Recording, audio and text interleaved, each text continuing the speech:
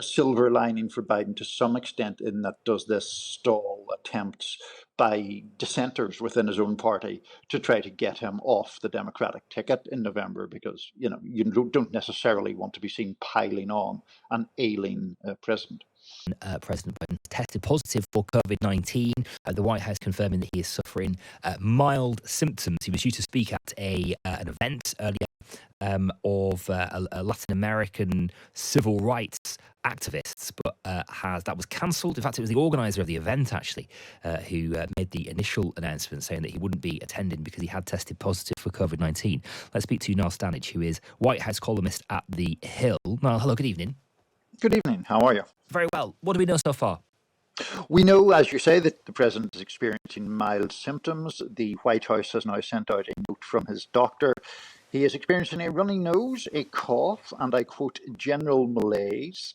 He has received Paxlovid, which, as you know, is an antiviral drug, and he will be returning to his home in Delaware, not to the White House, but his home in Delaware, where he will self-isolate and where the White House press secretary, Karine Jean-Pierre, says he will continue to fully discharge his duties.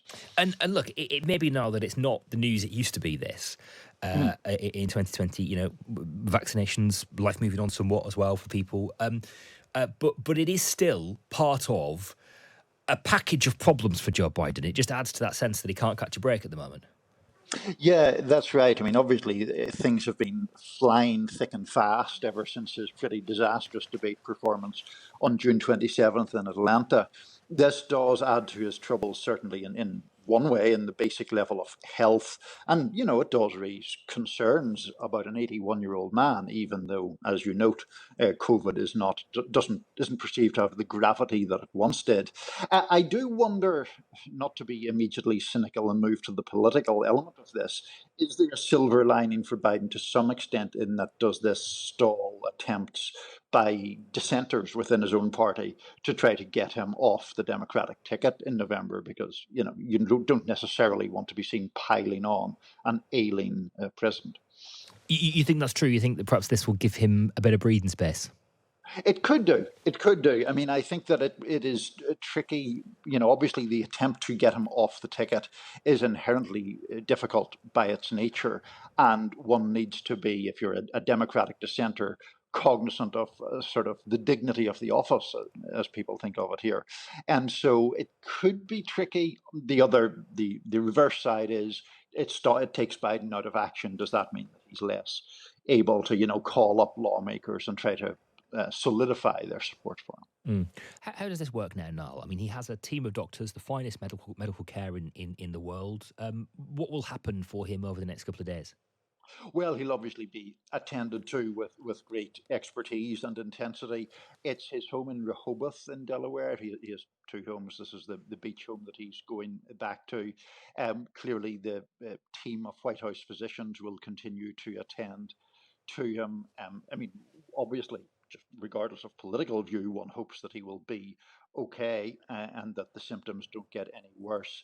I'm not sure exactly how long the self-isolation period is now that's recommended by the Centers for Disease Control here, but the hope will clearly be that by a combination of Paxlovid and any other medication that might benefit him, he will be restored to proper health in due course. Okay, Niall, for now, thank you. Really appreciate your time. It's a story that we'll keep an eye on. Niall Stanage, who is White House columnist at The Hill, with us on Times Radio tonight, reacting to that news that Joe Biden has tested positive for COVID. He himself has said a couple of words to reporters as he's been getting on a plane to head for Delaware from Las Vegas. He says, "I feel good." That was what he shouted over to reporters, saying, "I feel good."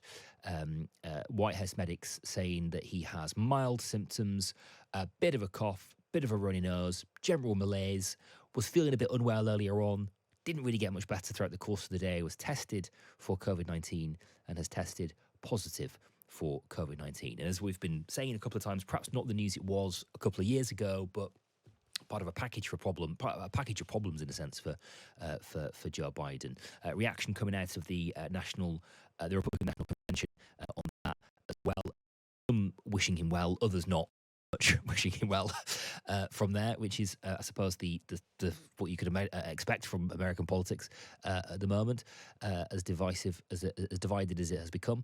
But Joe Biden has tested positive for COVID-19. That's the news out of the White House, out of Washington tonight. He'll make his way to Delaware and spend a few days carrying out duties and recovering in Delaware. We'll bring you any developments on that as we get them on Times Radio tonight.